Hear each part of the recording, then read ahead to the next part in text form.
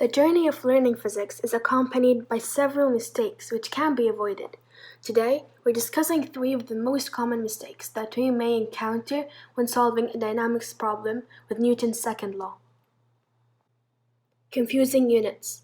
One of the most common mistakes made when solving physics problems is mixing the units of one system with another. For example, suppose a problem has a vertical spring and the displacement of an object attached to the spring is given in centimeters. After analyzing the forces in the problem, we observe the presence of the force of gravity along with the spring force, and we already know that the gravitational acceleration in the gravitational force is given in meters per second squared. In this case, we need to either convert the acceleration to have units of centimeters per second squared or convert the displacement to be in meters instead of centimeters, because the solution becomes valid only when it has matching units. 2. Net forces change the acceleration. When you push a big table across the floor, you'll probably feel like you're constantly pushing it with the same strength, yet the table is moving with a constant velocity. But this opposes Newton's second law. How is it possible? You may ask. Let's analyze the forces acting on the table. First, we have the force you apply on it. Second, there is the friction force opposing the force you apply. There are also the normal and gravitational forces in the vertical direction, but they won't affect the horizontal motion directly. If friction is non-existent, then the table will continue to accelerate due to the force you apply, as F equals to ma. But with its presence, friction tries to decelerate the table or slows it down. If the force you apply is greater than friction, the table accelerates and speeds up.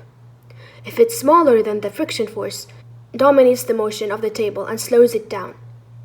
But what if both forces are equal?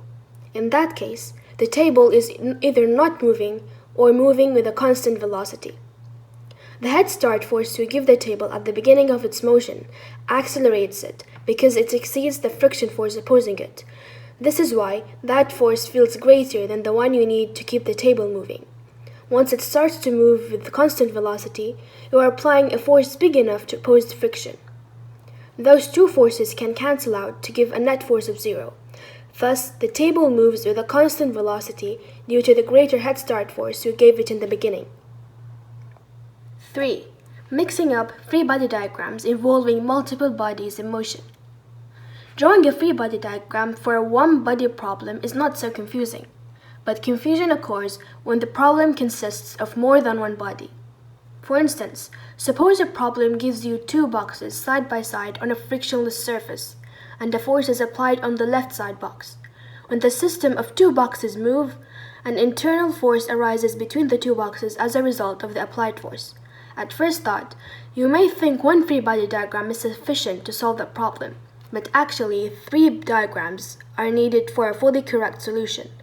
The first illustrates the left side box, where it has the applied force to the right and the internal force from the other box to the left. Newton's second law can be written as F applied minus F from the second box equals to m times a. The second illustrates the right side box, where it only has the force from the left box to the right. So, F from 1 equals to m2 times a. The third illustrates the forces acting on the system of 2 boxes as a whole, where only the applied force to the right is present, because the internal forces cancel out. Thus, F applied equals to m1 plus m2 times a. The gravitational and normal forces were not demonstrated because they are of no significance in our problem. With our 3 diagrams and 3 equations ready, the problem is approaching an end with only one more thing to do: solving these equations for the unknown variable or variables. Thank you for watching, and I hope you found this video helpful.